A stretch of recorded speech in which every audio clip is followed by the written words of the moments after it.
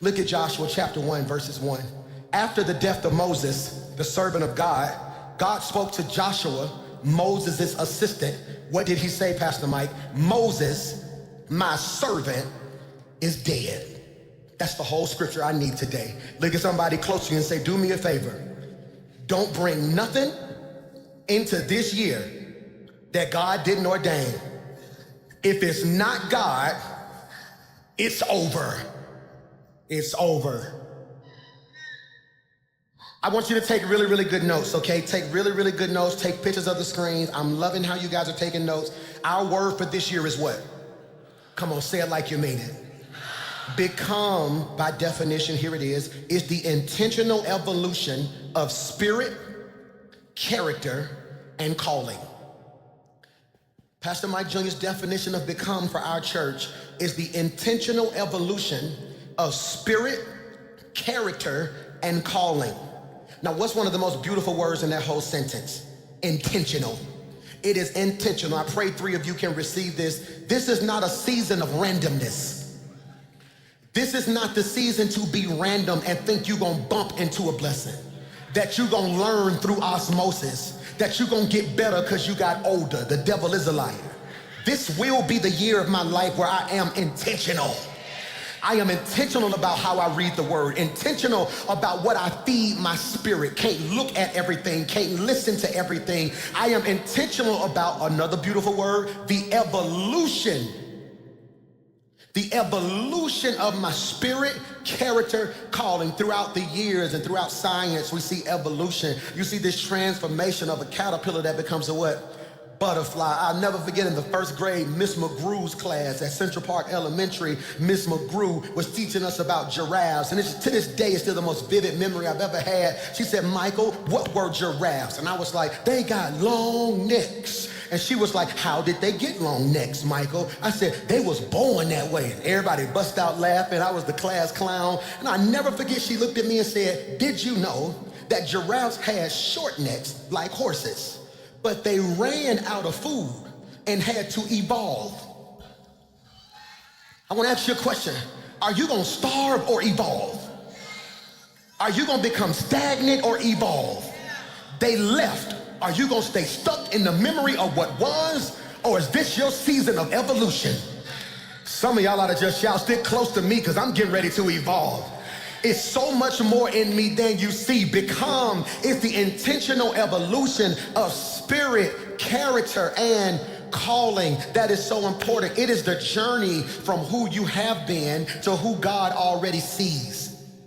And I want to ask you this question. I preach this same message the first Sunday of every year until God calls me to glory. I'm going to be 90 years old on the first Sunday of every year, asking you the same question. Put this in your notes. What's your mission and what's your vision?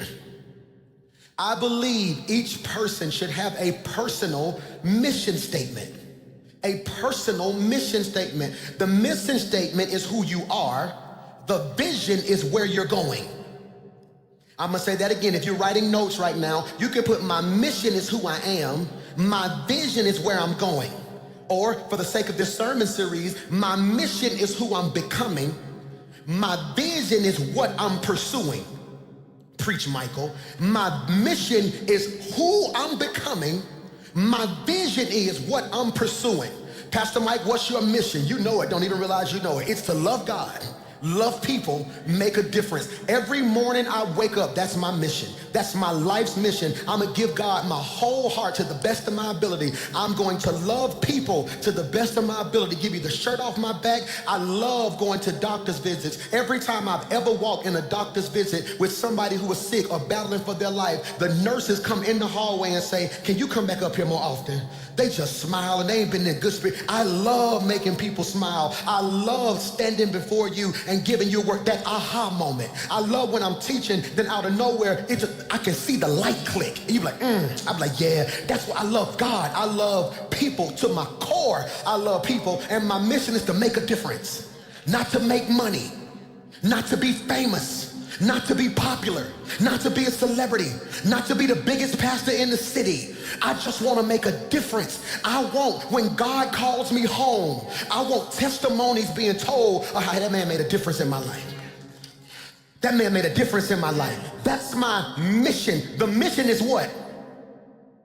Who you are, but the vision is what you're pursuing. Mission is who you're going to become. Your vision is what you're pursuing. See, the reason I need you to identify your mission is because too many people fail year to year because you're so caught up on what you're trying to get instead of who you need to become.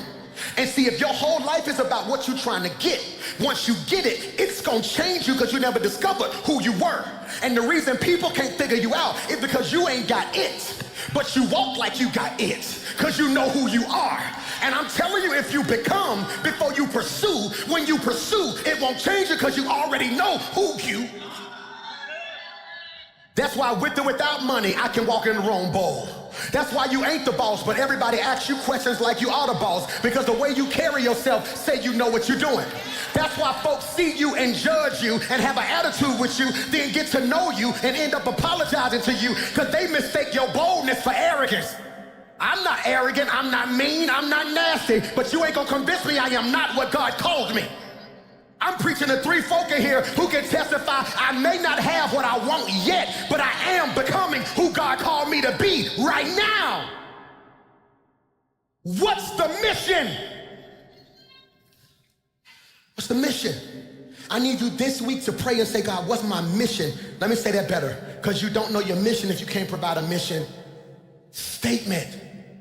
You want to hear my mission statement? I, Michael McClure, choose to love God, love people, make a difference. At the core, everything I pursue is driven, say that better, Michael. Everything I pursue is filtered through my mission. Did you catch that? If it don't match my mission, I can't do it. That's why certain decisions ain't even hard for me. I can tell you right now the answer to that's gonna be no. Why? It don't fit the mission. But it's paying so-and-so, that's cool. Making money ain't my mission. Making the difference is, which is why there will be certain seasons of my life where I don't get paid for what I do. But I know I may not get what you gonna give me, but if I stay true to who God called me, what God gonna give me is greater than what you could have gave me. Am I preaching to anybody? Mission is what you do. Vision is who you're becoming. I need you to catch this now. Why, PMJ? You don't abandon mission to chase vision. You fulfill vision by staying faithful to the mission. That's why today's text is so important, because in Joshua chapter 1, it's on the screen. It says, after the death of Moses, the servant of God, God spoke to Joshua. We got to pause right there. That's enough to have church. After the death of Moses, servant of God, God spoke to Joshua. That's enough to have church right there. I'm going to say it again. After the death of Moses, servant of God, God spoke to Joshua. Y'all looking at me like I want to shout. I just don't know why I should be shouting right there. Because up until now, God only spoke to Moses. Up until now, God would speak to Moses, then Moses would talk to Joshua. Now God is saying, my season for talking to Moses is over. It's my time to talk to you direct. Some of you are finna be in an awkward season because you're so used to having prayer partners and praise partners. God said this might be the season where you got to be alone so God can talk to you for himself. I don't need confirmation when I talk to the confirmer. Did you hear what I just said? He says, Joshua, after the death of Moses, it's right on your screen, God spoke to Joshua and said, Moses, my servant, is dead. Please put this in your notes. God makes it very clear to him before he gives him his assignment. God makes it very clear to him before he gives him the assignment. I need you to catch this. Joshua is tripping. Joshua is hurting. He needs affirmation. What Joshua needs right now is for God to send an angel to him and say, Joshua, it's going to be okay. Let me explain to you why God had to do it. But I need to free you. Please put this in your notes. There are moments when God will not explain your loss. He will just simply acknowledge it. Many of you are stuck because you're waiting on God to give you an explanation. God said, I don't explain dead stuff. I move on from them. You're so busy trying to ask God why, when God is waiting on you to ask him what next. Michael, no, God is telling Joshua, are y'all listening to your boy? That chapter is dead. I want to say that better. The chapter of your life with Moses is closed. You can keep reading it, but I'm on chapter 12. I want you to catch this. I love what Henry Cloud says in Necessary Endings. This may be worth writing. He says in Necessary Endings, the inability to end something that is over is the number one reason people stay stuck. The inability to end something that is over is the number one reason people stay stuck. Ooh, that's good. And can I free you? Growth always requires an ending. I want you to be careful what you say out your mouth this week. Because who been saying, let's be honest, who been saying, I gotta grow this year? What you really been saying is, God, what do I need to end? Because in order for something to live, something gotta die. Yeah, so I'm really believing God's gonna grow me to where I'm gonna be a wife. Well, God said, no, I might need your season of dating to end for a while. Because in a certain state you in, you're not ready. When I'm believing God for promotion, God may be saying, well, I need your ambition to die right now. Sit still and let me work. And I came to submit and suggest to you that delayed endings create prolonged dysfunction. Delayed endings create prolonged dysfunction. I'm gonna say this, and I know everybody's gonna say, man, I just put my own business out there. The places of my life that are dysfunctional is because I wasn't quite ready to close certain doors yet. And many of us don't want to end stuff because we think as we end it, we're taking a loss. Michael. Many of us don't want to end stuff because in our eyes, Jackson, we think to end this is a loss. So I don't want people to think I lost. I don't want people to think I lost, because if people think I lost, they're going to think I'm losing, which is going to make me feel like a... So you rather walk around like faking like a winner when you're actually losing, when the real win would have been detachment. Can I free you? Please put this in your notes. Endings are not about loss. Preach, Mike. Endings are not about loss. They are about capacity. God says, I feel my help coming now, I don't end stuff so you can lose. I end stuff so I can make room, so I can give you more. I'm only preaching to 3 of y'all who lost some stuff in 2025 and you still been trying to wrap your mind around how they could leave or how you could lose this, when God is telling you, you don't even see, I'm making capacity. I'm getting ready to send you so much, but it was certain stuff I could not send you as long as there was too much crowded space in your life. I don't know whose word this is, but I speak capacity over your life. God said, I'm making room. If they don't call back, don't call them. I'm making room. I need you to get rid of that attitude. Lose the attitude so you can get some peace. Lose the pain so you can get some joy. Lose the frustration so you can finally see my vision. You think you're going through a losing season. God said, baby, I'm just making room because I'm getting ready to send something greater than you ever seen.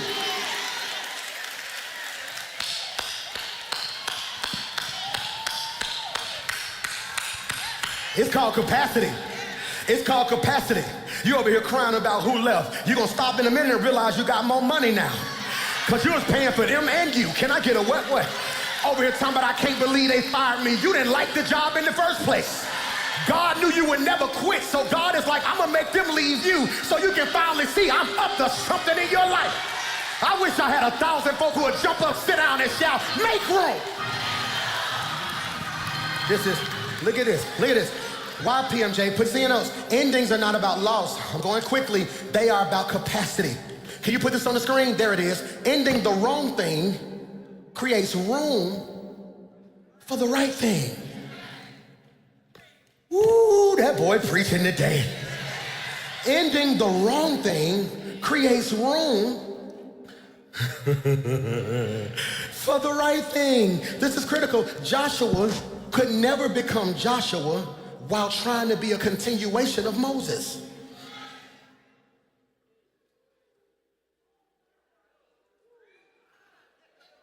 Joshua couldn't be Joshua as long as he was running behind Moses.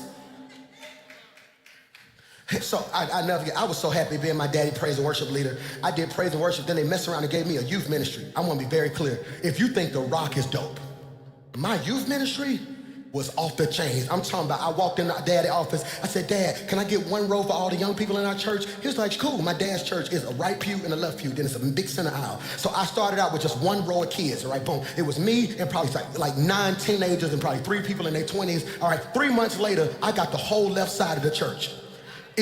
When I tell you it was a move, hear me when I say this. My dad, my mom, no, it was a beef too. It was me and Lady versus my dad and my mom. And then so we would be over there. We was the youth pastors, they was the pastors. And so we would walk in church and I had my youth department so fired up, I would do praise and worship. And I ain't just do praise and worship like they do praise and worship. They'd be up here singing. I had dancers on stage. You remember back in the day when the people used to liturgical dance?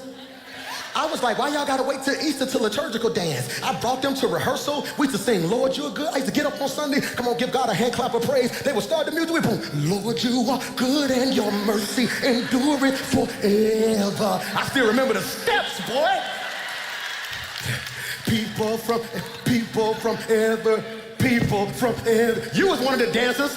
People from every nation and tongue, boom, from generation to generation, we.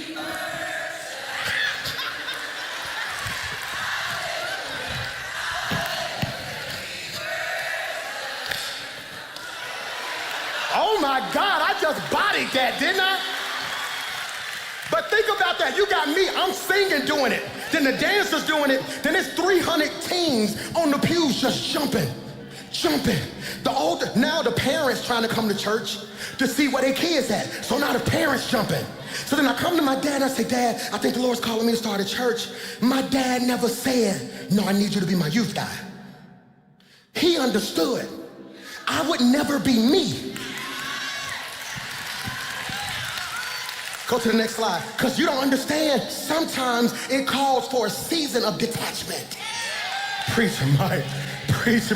I want to free you. Becoming, can you put that in your notes? Demanded separation.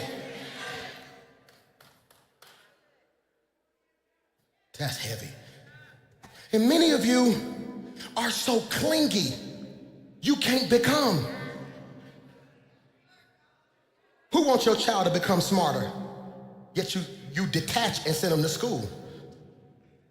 Who wants your child to cheer or play sports? You detach and let somebody coach them. But in your personal life, you try to be everything to a person.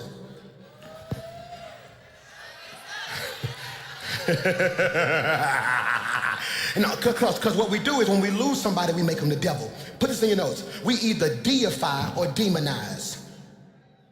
I should have put that on the screen. Deify or demonize. When they're good to you, we make them a god.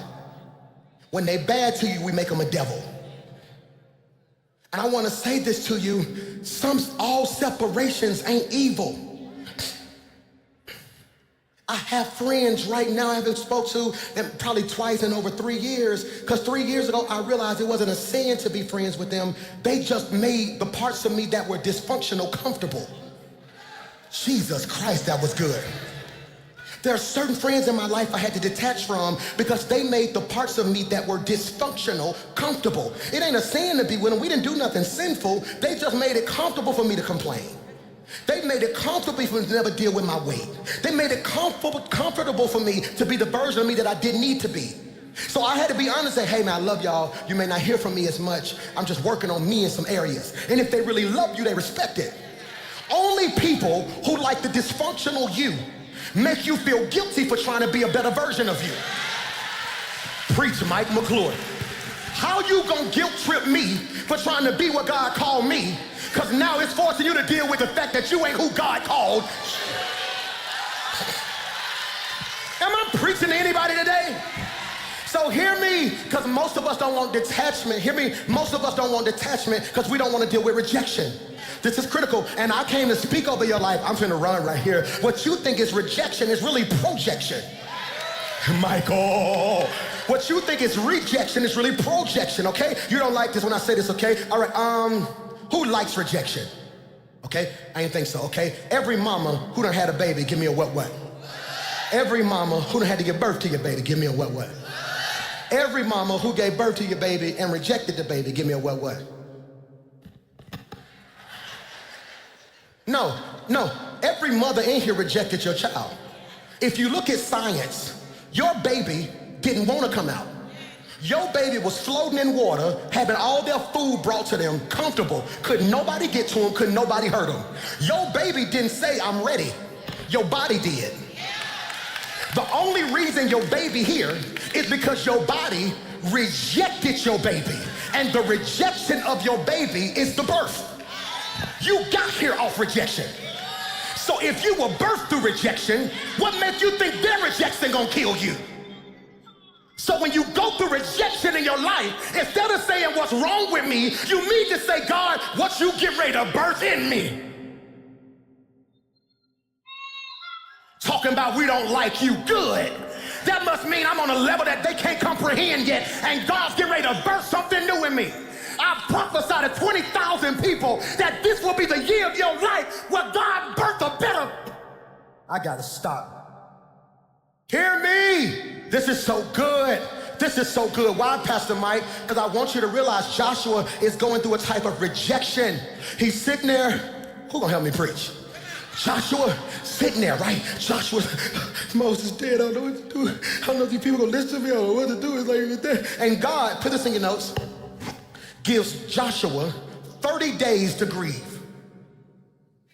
God says, all right, Moses dead, leave him alone. Day one, oh God, it's okay, just keep an angel around, make sure don't nobody get him.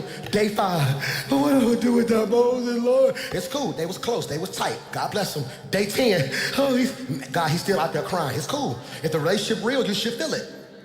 Day 20, is he making any progress? He's still in the same spot. It's all right, give him a second. Day 25, he's still up under that tree crying, God, we got to figure out what we're going to do. The children of Israel, they need a leader. Somebody got to get up. I saw a boy in the back. No, we ain't going to get the boy in the back. We're going to give him enough time to grieve. Day 30, hey, Joshua, it's on the screen. Do me a favor. Moses, my servant, you missed the clap back.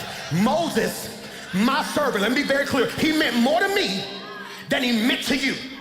I done gave you 30 days to deal with this. Look at the scripture. He says, now I need you to get going. I like what the NASB version says. It's on the screen. He says, Moses, my servant is dead. Therefore, arise. I'm finna preach to myself right here because you don't know why to shout because you don't understand Hebrew. Old Testament written in Hebrew, New Testament written in Greek. If you ever read in the Bible and you're in the New Testament and you want to know what a word means, look at it in the Greek. If you want to know what a word means in the Old Testament, look at it in the Hebrew. Hebrew, okay, I had to write it down because I don't know how to pronounce it. I'm going to read it. Kufamim. Kufamim. I want to get it right because you say it wrong. Kufamim. Here's the pronunciation. You'll pronounce it like COO-FAV-MEM. Arise in the Hebrew, kufamim, means to stand up. Michael. He looks at him and said, hey, I need you to stand up. You've been down long enough. Now here's what you got to realize. I don't need you to stand up physically. My issue ain't that you laying on the ground physically. My issue is you down spiritually, mentally, and emotionally. My issue that you ain't got no money in the natural. My issue is your mind still broke. My issue is your spiritual resistance to pressure has not evolved. Because arise implies, Michael, that something shifted internally before it ever showed up externally. You do not arise because conditions change. You arise because your calling has been activated. Okay, I want to say this. You should have never logged on today. You should have never came to church today. You should have missed this Sunday because not being activated will never be your excuse again. I speak by faith that I activate every gift in this room. I activate every gift watching me right now. Let everything God put in you rise right now. I plead the blood of Jesus over your mind, your spirit, and your heart. Consider yourself. Paul said it like this, stir up the... It is activation. Why is activation? Okay, have you ever got a new debit card and you went to go use that debit card and it wouldn't work? Why wouldn't a debit card work? You never stopped to activate it. Some of the problems in your personal life is you're trying to draw from people who haven't been activated. Some of the losses you took in the past was because you was doing stuff God didn't activate you for. Preach Mike McClure. And I came to submit and suggest to you, devil, you should have killed me when you had the chance. Because 2026, I am activated. I just need you to touch somebody around you and tell them I'm just practicing to see if my anointing works. Because I speak by faith this year. When I lay hands on stuff, it's going to get healed. When I pray, things are going to shift. When I speak those things that are not, they will be so. I just wish I had 1,000 folk in the room and in the chat who can just shout, I am activated. I see it. I feel that. Yeah, activated, activated. Somebody shout, arise. I got 7 minutes. Put this in your notes. Arise. Arise. Say it like you mean it. Arise. Put the next slide on the screen. Arise is the hinge between the promise. Say that better. Arise is the hinge between the promise and possession. Please put that in your notes. It is the space between the promise, Michael, and possession. For all my note takers, under promise, I want you to put what he said, and under possession, what he gave.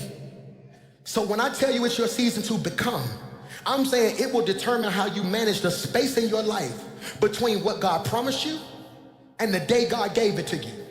Most people settle because they don't know how to deal with the space in the middle. The space between, come here, David, God telling you in your daddy backyard, you are the next king. But then he leaves you in the backyard, don't give you a crown, no security, and you still ain't nothing to your family because it's the space between him prophesying and it manifesting. And some of y'all gotta be careful because there are people who will love you when it's prophesied, then kill you when it manifests. Folk don't mind being your friend when we all shouting about what we gon' get. It's hard to be your friend when you get it before me. Michael, hear me when I say this, and I'm telling you this is your season to assume responsibility. Assume responsibility. Assume responsibility. I'm 41, that means my parents in their 60s, yada, yada, yada. So this whole year of my life is assuming responsibility. Where you want to be at in 3 years, mama? Where you want to be at in 3 years, daddy? What you looking for? What you doing with this? I'm finna be what you finally raised me to be. Y'all set me down as a young boy, had me sitting in counseling meetings, had me sitting in this. Y'all would tell you, now it's here. So what you want? No, we're not gonna do that, we're gonna do this, we're gonna move this, we're gonna move that, we're gonna do this. What you want, mama? What's your ultimate dream? How do we get there? Let's go ahead and put this up right so. Baby brother, what you wanna do? What's in your heart? Okay, boom, boom, boom. I believe in my soul, my brother Arthur. When he preach, you can hear books, can't you? You can hear it. So no, this year we setting that up. Let's do so-and-so, so-and-so, so-and-so, so-and-so, so-and-so, so-and-so. I'm in book deals right now that they don't even know, and they already know part of the prerequisite for my book deal. They don't agree. I got 4 of the major top book publishers in the world fighting over my book. We finally came down to the top 1, and so-and-so, so-and-so, they super excited. They have no clue before I sign that paper. Yeah, that's cool. Yeah, but what about him? I tell you what, take some of what you're gonna give me and apply it to him. No him, no me. I'm taking responsibility. My sister's not married yet, so I'm her husband now. So what we doing, Leak? How we doing so-and-so? I want my sister so-and-so. No man gonna be able to so-and-so, so-and-so. You know who your brother is, right? So we gonna do X, Y, Z. We moving so-and-so over here, so-and-so, so-and-so. I'm planning the next 21 days a family meeting to figure out what we gonna do, so-and-so, so-and-so. Here's what I need from y'all. Y'all know I'm insecure. Y'all know I got anxiety. So when this happens, if y'all don't mind, just reach out and tell me so-and-so, so-and-so. Come sit over here and just look at me certain days so I can feel better about so-and-so, so-and-so. All right, y'all ready? Put your hands in. And that's what it's gonna take. My mama got an attitude with me yesterday. I sent a little boyfriend, mama, you gonna do so-and-so, so-and-so. She gonna lead a family group text. Guess what D did? Put her butt right back in the good. Because I'm taking responsibility. You done gave everybody in your circle 6 years to be what they said they was gonna be. Then now you gotta wake up and say, hey y'all, I love y'all. If we're gonna be friends in 2026, here go the plan. We ain't doing so-and-so, we ain't doing so-and-so, we ain't doing X, Y, Z. If we gonna do something, we gonna do it. Now let me be clear, if y'all ain't serious, here's where I'm gonna remove myself. Because I refuse to be where I am this year, next year. I assume responsibility. God tells Joshua, I got 3 minutes. God tells Joshua, get up. You can't afford to be down. Too many people depending on you. You don't think I have bad days? Baby girl, you don't think I had days when depression hit me? I done caught more hell in the last 20 days than I done caught all year. Every time I turn around, it's something about me. Did you hear this? Boom, boom. I can't believe he said this. Boom. Do you see this? Boom. Stuff being screenshotted, and every now and then, even when people mean well, when they say they love me, they making me aware of stuff I didn't even know about. So now I've been just sitting there, and the old me would have sunk. The old me, my mama would have had to come sit on the couch. The old me, the whole staff, they don't think I used to know this. They knew me so well. They would just take me out to eat, and they would be around me so much so I would never think, because I'm anointed, but I'm also human. Stuff hurts your feelings. Stuff will have you questioning your identity. It don't no more though. See, because now I know who I am before I do. I am not a human doing, I am a human being. And so now I'm trying to get you to realize this in your life. It's time for you to arise. And the first thing Moses represents, 3 minutes, okay? 3 minutes. The first thing Moses represents is dead strategies. This is my first of the year sermon every year. Dead strategies. Dead strategies. Why is that important, PMJ? Moses represents an expired strategy. Watch this. What Moses did helped get the people out of Egypt, but it wouldn't get the Egypt out of people. Can I make it hood? You can take a person, but you can't take the...